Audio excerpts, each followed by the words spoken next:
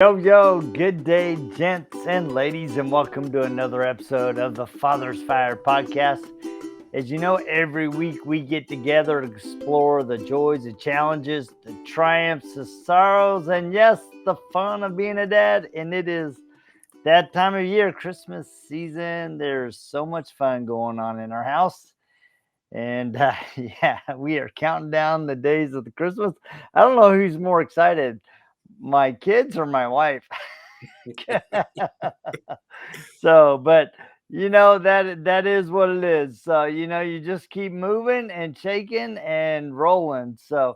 But guys, I have Will Fawcett, the millennial mentor, back from round two. Round two. All right, here we go. Round two. And the reason why we had to do a round two is I made a little short on YouTube and on Instagram where he asked a question. He asked me, how do you make your wife feel secure? And dude, that thing went viral because I just put your question.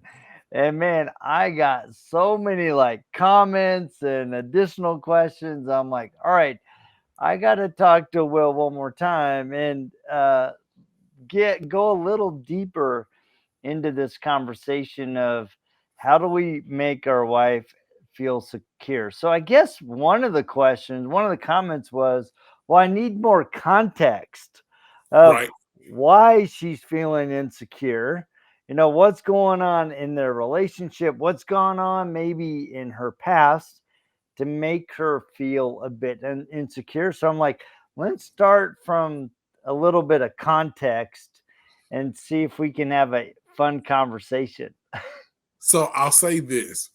Less don't want to use the word insecure. It was more from the situation we were in was more of a equal footing positioning, right?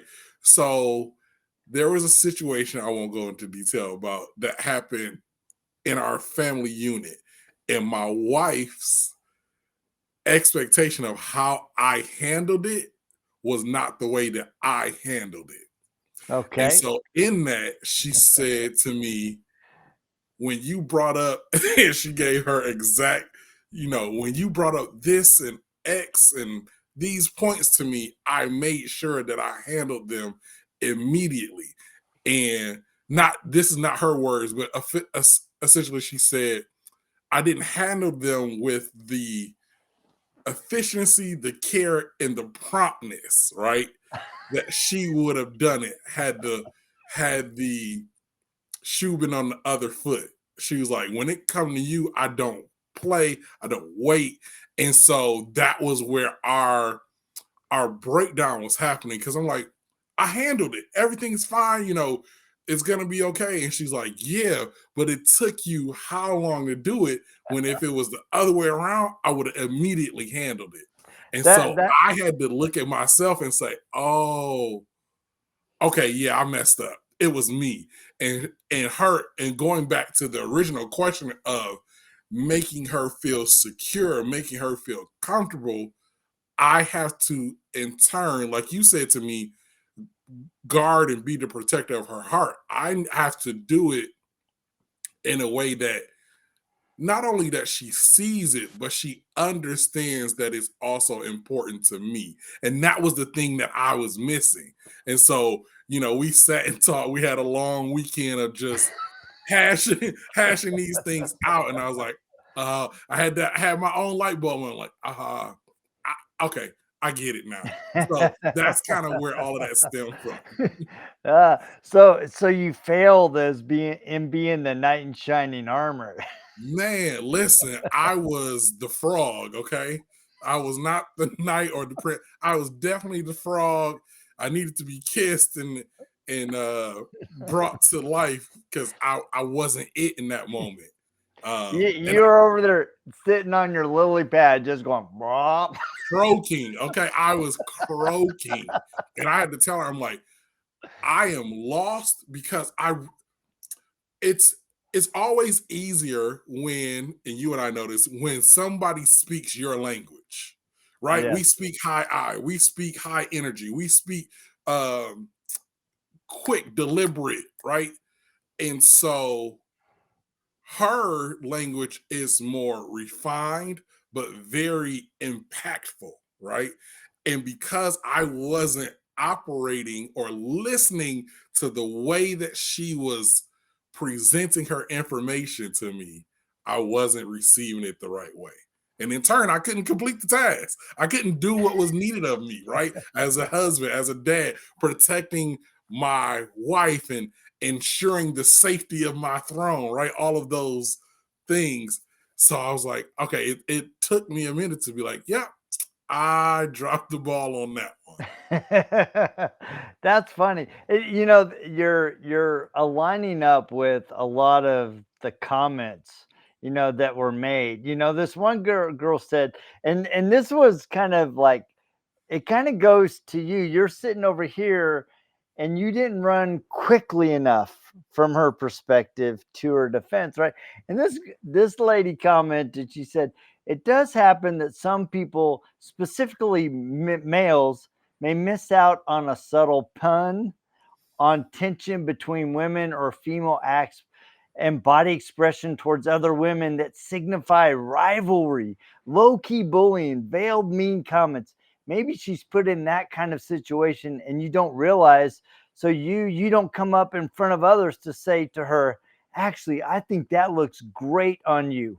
Oh, baby. Oh, you look fine, right? Or your casserole was fire, right? And I think that that's one of those things that we as men sometimes don't pick up on, is these subtle things, these underlying kind of utter undercutting that happens. And we're over here thinking everybody's great. And she's like, wow, why didn't you pick up on that? Yes, yes.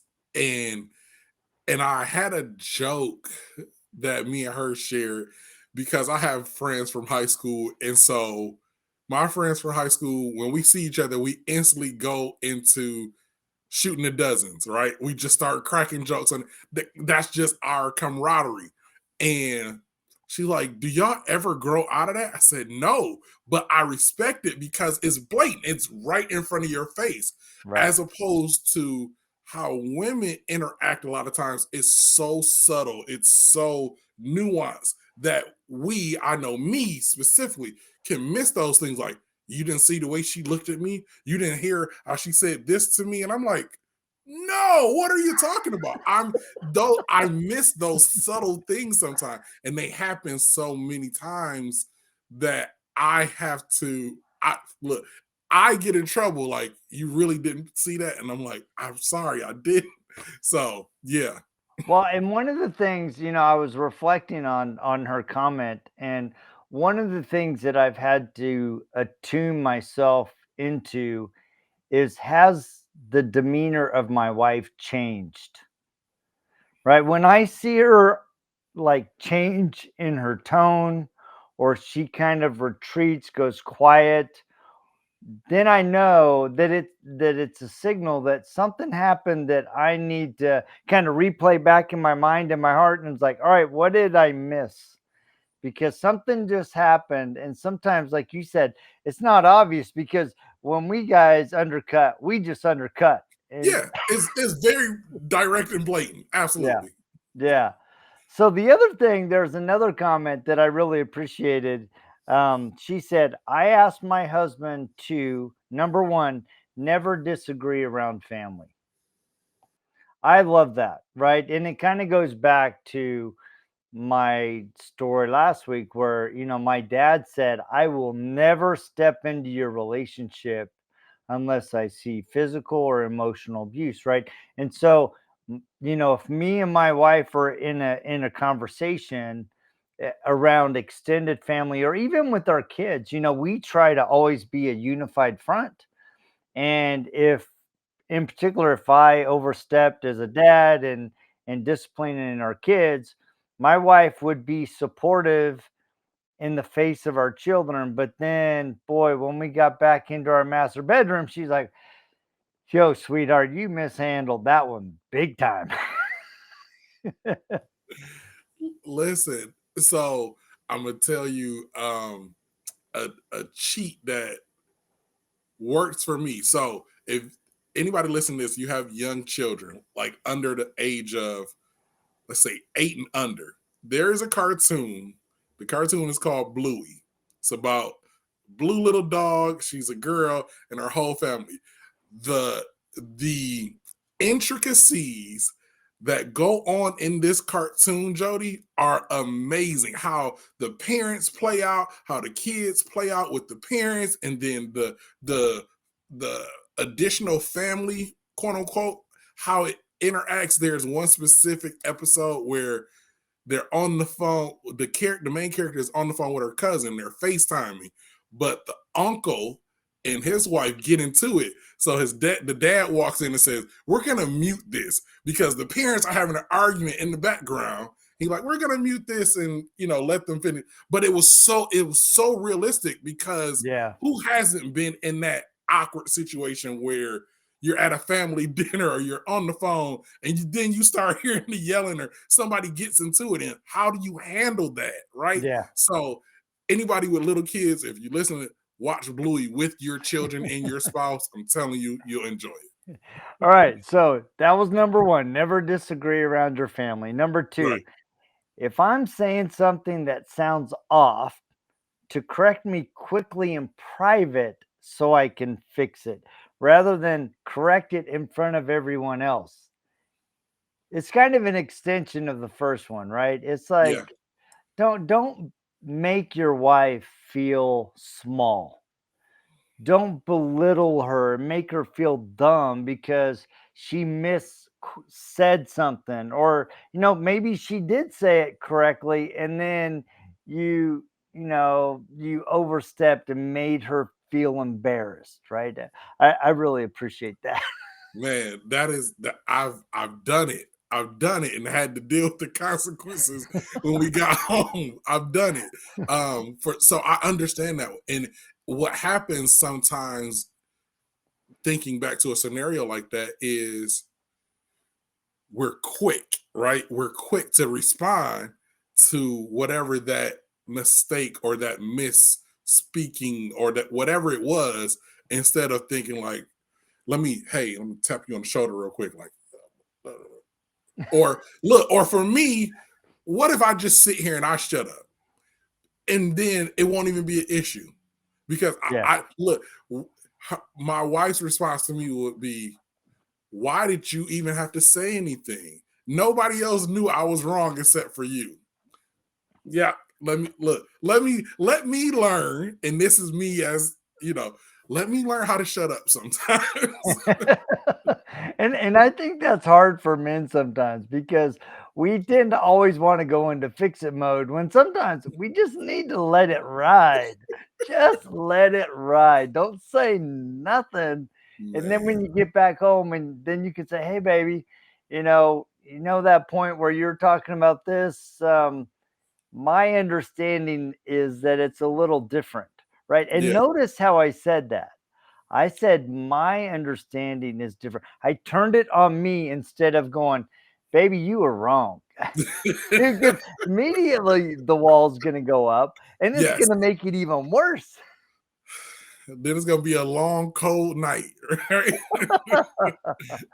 Ain't All no right. cuddles going on at that point. All right. So number three, she said, if anyone ever disrespects me in his presence, I shouldn't have to say anything and he'll handle it. My counter to that goes back to one of the original points we said. There are times where my interpretation, my understanding, my belief of how something occurred may not be the same as hers. Yeah. And so in a scenario like that, who who do we say is right? Because how you perceived it may not be how I perceived it. And my understanding is I didn't need to protect you in that moment. Yeah. So Yeah. that becomes one of those things of how do we parallel our understanding of events, Yeah. occurrences, Yeah. offenses.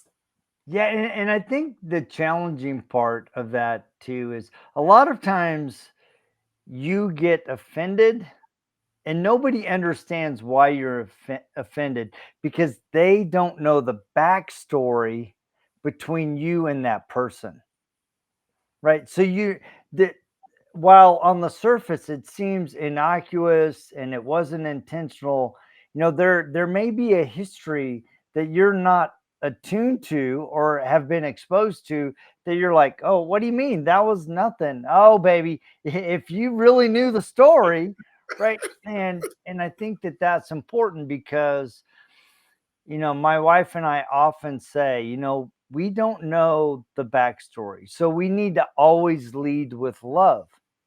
So that's kind of been my mantra with my wife is like, all right, if I see something and maybe I don't immediately clue into it or I didn't fully get it, I'm going to always be leading the charge of love towards her and for her. Hmm, okay. And that will make her feel more secure because in our relationship, because she knows that I'm leading out of love. And if I make a mistake, I can go, look baby, I came to your defense because this is what I was seeing. And she's like, oh no, you totally misread that. And then I can say, you're right, I misread it. Right, but I won't be caught on the side of you didn't come to my aid. Yeah, you didn't do nothing. It's the I'd rather go full bore and be wrong than to do nothing and still be wrong. And you and I have a tendency to just jump, right? So Yes. so our personality is to jump. And one of the things that we've had to learn is going, all right, let me step back, let me breathe because maybe I'm upset or I'm misinterpreting the situation and I'm acting out a certain way instead of going, I need to give her space to do this because it's a weird dichotomy because on one hand, right, I will go out of my way to help my wife and make her feel like the queen of my heart and the queen of our life. And sometimes she'll go, I can do it. Just let me do it. Right? It's like, why do you always have to step in? And then other times she's like, I was waiting for you. And I'm like, wait a sec. So I'd rather be wrong on the side of leading with Right. love and Yes. serving than being caught off guard and sitting on the couch. And she asked me, where were you? Yeah. Um, what I am learning, right? Um, I'm learning how to find the balance. And what I told my wife, we like I said, we've been talking a lot over the past couple of weeks, is my transition to the role of husband and father. I'm still learning it. I'm still developing it because coming from such a solitary place of, how can I say, of only having to do for self and then having to think of others. So, okay, I can have this conversation with you. Being a high I, I'm super independent, can be super independent, and then I'm a high D. So now if I feel like my back is against the wall, I'm even more determined, right? But that is such a isolated scenario or mindset to go now into being a husband and a father where I have to think about three other people in the decisions that I make is a transition. And I'm Yeah. sure other men, other husbands, other fathers struggle with that as well of I cannot act the way I did previously when I had to think for self. I now have to think about the betterment of everyone else. Yeah. Yeah. It's funny. Judy and I were driving to work out yesterday, and we were kind of having a similar conversation, but a little differently. And we were talking about our kids, how some of our kids are very quick to jump and express their opinion and jump in and tell you you're stupid if you're stupid, if you're right, right? There's no filter, right? And she's like, yeah, you used to be a lot like that. Jab, But you've jab. really learned how to temper yourself and step back and know more strategically what to say and when to say it. And I think that's part of the art of becoming a father and a husband, and building a strong relationship is learning one each other's languages, right? What does she need that you need to be attuned to, and what do you need, and can you express it in a way that helps her understand where you're coming from? And then learning how to know how to dance with each other, right? And it's when you hit these discordant times when you're not quite in sync, that all of a sudden it leads to these really deep conversations and maybe some cold nights and cold shoulders, and you're like wondering, what did I just do? No. Yes. And where you guys can really start having the conversation that breaks down in a way that you can bridge the gap in understanding and build even a stronger relationship that is built on love and respect and understanding, because you're using these times of frustration or not being on the same page or hurt feelings, and you're using them as opportunities to really break down what happened, to break down your pride, to become a little bit more humble, become a little bit more teachable, become a little bit more empathetic and understanding and sympathetic. And over years, that shapes your not only your relationship, but I think it shapes your character as Mm, a husband and as a father. yeah. Yeah. You're spot on. Look, I saw it on a t-shirt. It said, you gotta grow through what you go through, right? Mm, And so just something as simple as that is those cold shoulder nights or those silent treatment days, where it's a little off. What are we pulling from it? What are we learning from it? And like I said, I had that honest epiphany moment where I'm like, oh, it took me, a couple of those silent treatment days where I'm like, what did I do? Oh, I did. That's what I did. So yeah, man. Gotta well, go through, gotta grow through what you go through. I love that. That is a great quote. You got to grow through what you go through, because I think a lot of times we look at the swamp, right, as negative, right? And I heard a great Judy and I were at this conference a couple years ago, and I remember that I don't even remember who the motivational speaker was, but she said something. She said, a lot of times we retreat from the valleys and the dark points in our life. We don't want to go through them, but they are those moments that make you strong enough to climb the hill to the next precipice, that you get to look back and see what you've learned. And I love that, right? And so I've really tried to shift my mind and my heart set to realize that it's part of a journey of becoming. And the fiery furnace of tribulation can either consume you or refine you. Mm, You get to choose. yes. Yeah. Yeah. Um, Yoda says, do or do not. There is no try, right? And I talked to a colleague of mine the other day, and I told him, instead of saying, oh, I'm trying to be a better husband or I'm trying to be a better dad, I had to start changing it and say, no, I'm becoming a better husband. I'm becoming a better dad. I'm becoming more aware of how my wife looks to me to lead and respond and interact, right? Because to say I'm trying doesn't really give the value or credence. I'm doing Mm, it. I'm doing it. I'm Yeah. doing it. I may be I'm doing it. falling short a little bit, but Yes. I'm doing it. right? Yes. And I love that word shift of, instead of I'm trying, I am, Hmm. right? It's just like, I am fit. I eat healthy.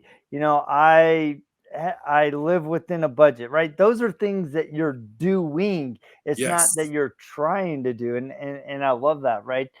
And it really comes down to, and I can, I look at myself and I'm like, I can say I'm a good husband. Do I have faults? Do I have flaws? Do I trip up? Yes. And I guarantee you, my wife will be the first one to tell me, She knows right? everyone by color, order, and sort. Right. But if I can be authentic with myself and go, all right, yes, I'm moving in this direction. And there are some things that either I need to shed or things that I need to add and become in the process of us moving together in a positive direction. Yeah. Yeah. That's awesome. What I've really loved this conversation. I just wanted, I'm just reading all these comments. I'm like, all I right. mean, look, you got another one? You want to go for another one real No, quick? I think that was good. Those were the two that I really wanted to hit on. I mean, they just kind of really hit home to me. And other people, of course, you always get the flippant one where you could end up in prison or jail. Definitely. So here's the thing. I understand and agree with that one because I go back to my original thought process is, like we said, jumping to action. If I jump to action, and what if it calls for more action than what I'm prepared to do? Right. And now I have to reassess and see, okay, what what am I prepared to do? Let me say it that way. Yeah, Because I have to assess it and say, all right, if I do get to this point where jail or all those things become a real outcome, who's affected by that the most? My exactly. my number one thought is my children. Yep. Me going to work or going to church, my daughter, before my wife would, Dad, where are you going? Dad, when you coming back? Dad, you were gone for like 3 hours. Mind you, this is a 5-year-old. So yeah, these are the things that as a father we have to take into account. If I react a certain way, if I do this action, or what are the outcomes? What are the consequences that Yes. my family and my children and my wife will have to deal with? Yeah, that is a really good point. I'm going to go ahead and just read the whole quote since we're Okay, talking about. okay. He said, "End up in prison or jail. If she hasn't been physically hurt and you are always on her side, what more can you do besides physically put your hands on somebody? If you don't make her feel secure, why would she marry you?" I think something else is going on here. And I love that, right? Because I was having this conversation with somebody last week. He's like, yeah, the old me would have went and put hands on this person, but the new me is going, you know what, one, it's not that big of a deal, but two, the ramifications of me putting hands on someone now is directly going to affect my family, Yep. me personally, my business. He goes, it's just not worth it, right? So recognizing that there is a time and a place and a proper way to respond to a situation is really, really important. And sometimes it takes discipline, especially if you come from a background of, or a history of, you know what, we're throwing hands. Yeah. Dude, Yeah. you just disrespected, we're throwing, right? Oh yeah. And Look, and I'll deal with the consequences as they come, and yeah, have no fret, have no regret about it. yeah.